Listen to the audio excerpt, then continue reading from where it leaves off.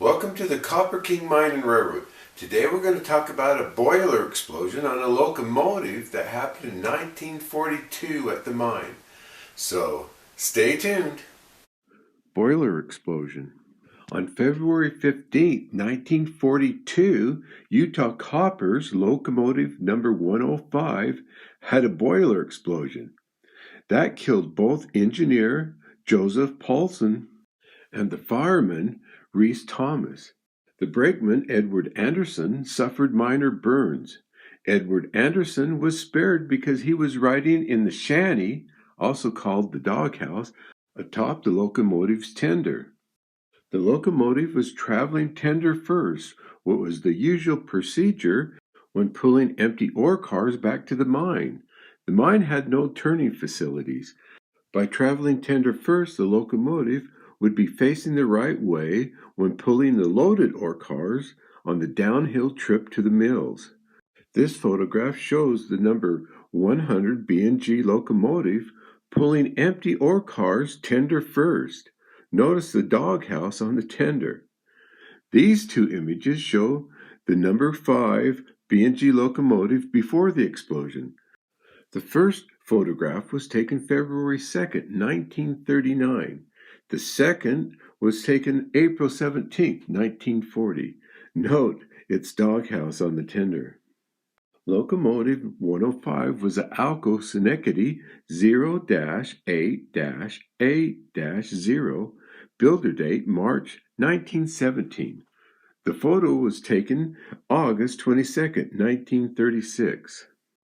The boiler explosion took place at 8:05 a.m. That was on a Saturday morning on the 15th. The explosion occurred in tunnel number 3 on the Bingham and Garfield Railway. Tunnel number 3 was the third tunnel running northeast to southwest up Bingham Canyon. It was a straight tunnel, 2,072 feet long.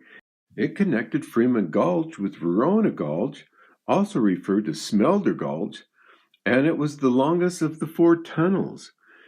This image is looking up Verona Gulch.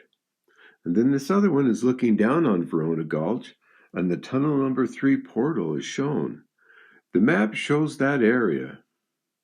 The tunnels on the B&G line were all 18 feet wide and 22 feet high.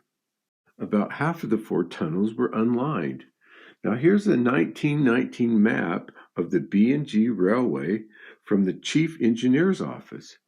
Then a close-up of those 4 tunnels. We also have a Kennecott Railroad map labeled by Don Strack, which shows those tunnels. This image shows a B&G train crossing over Freeman Gulch. Notice it's traveling tender first. This panoramic view of Bingham Canyon shows the location of tunnel number 3. Back to look at some of the damage caused by this boiler explosion. What's surprising is that the B&G number 5 was rebuilt. Now, it took over a year. This March 11th, 1943 photograph shows the rebuilt locomotive number 105. This picture shows the whole ore haulage gang with a few Magnaplant personnel. This video is dedicated to Joseph Poulsen and Rhys Thomas.